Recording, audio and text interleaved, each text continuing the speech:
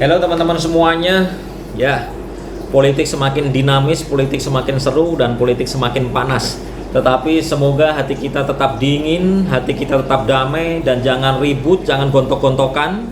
Karena siapapun nanti yang terpilih adalah kader terbaik bangsa. Di 2024, presiden dan wakil presiden yang terpilih adalah wakil presiden maupun presiden yang merupakan pilihan rakyat. Harus kita doakan, harus kita support, dan harus kita dukung. Tetapi hari ini ada pelajaran yang sangat berharga telah ditunjukkan oleh Mas Gibran, sang wali kota Solo, yang akan dipinang oleh Pak Prabowo menjadi cawapres. Ada 3 simbol yang menurut saya ini adalah simbol-simbol yang hebat, simbol-simbol yang telah ditunjukkan oleh Mas Gibran. Yang pertama adalah simbol perlawanan dan keberanian.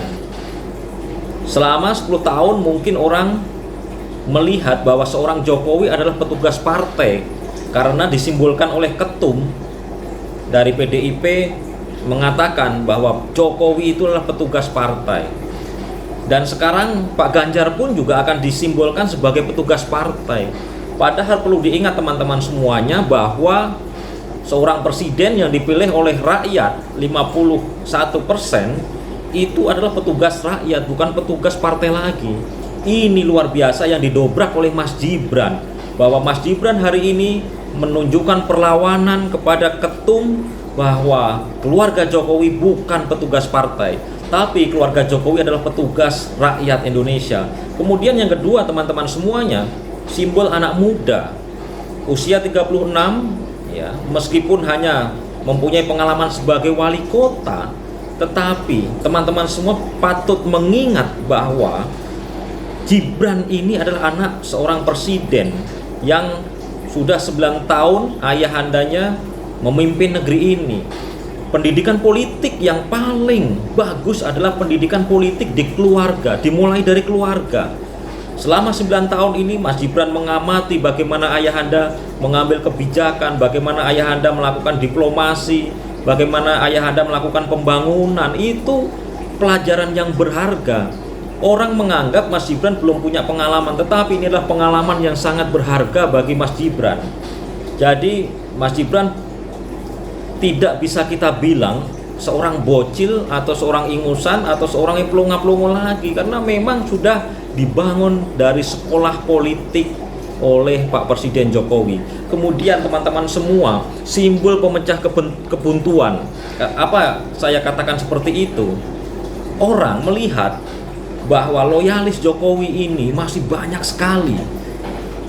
Pak Jokowi, karena Pak Jokowi masih presiden, ya, loyalisnya Pak Presiden ini luar biasa. Sehingga apa? Sehingga kubu dari Partai Merah ini ketakutan ketika Mas Gibran maju menjadi cawapres, karena orang-orang Jokowi, loyalis Jokowi ini akan lari untuk mendukung Mas Gibran dan Pak Prabowo, dan ini bisa menimbulkan kekalahan. Teman-teman semuanya, selama ini kita menganggap bahwa battleground dalam pemilu itu selalu Jawa Timur, tetapi kita lupa bahwa Jawa Tengah ada seorang Ganjar Pranowo, dan seorang Ganjar yang siapa yang bisa menumbangkan seorang Ganjar? Hanya Gibran. Gibran yang akan memecah kebuntuan untuk bisa leading atau bisa mengambil suara banyak di Jawa Tengah. Kalau Jawa Timur kita tidak perlu khawatir karena Pak Prabowo sudah punya AHY, ya, orang Pacitan. Kemudian tentunya ada Mbak Yeni Wahid dan lain sebagainya. Jadi Jawa Timur itu menurut saya justru bukan battleground, tetapi Jawa Tengah ini yang sekarang seolah-olah sudah menjadi kubunya Pak Ganjar.